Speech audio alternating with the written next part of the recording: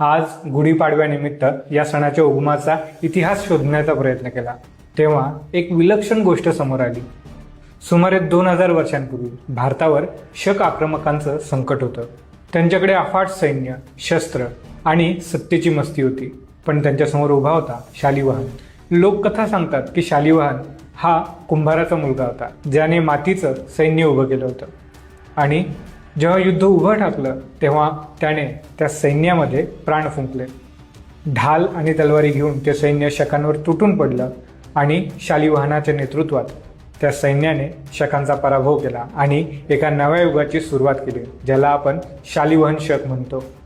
इतिहासकार या चमत्काराचा खूप सुंदर अर्थ सांगतात। शालिवाहनाने खरे तर अनेक आक्रमणांमुळे हतबल झालेल्या जनतेमध्ये प्राण फुंकले होते, ज्यांचं जीवन अगदी मातीमोल झालं होतं।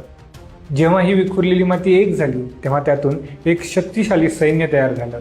महाराष्ट्रात गुढीपाडव्याला विशेष महत्त्व येण्यामागे छत्रपती शिवाजी महाराज यांची महत्त्वाची भूमिका आहे। त्यांनी मराठा साम्राज्यात विजयाचे प्रतीक म्हणून गुढी उभारण्याच्या परंपरेला दृढ केले। आजचा दिवस आपण गुढी उभारतो ती स्वाभिमानाची आणि एकतेच्या शक्तीची आठवण म्हणून।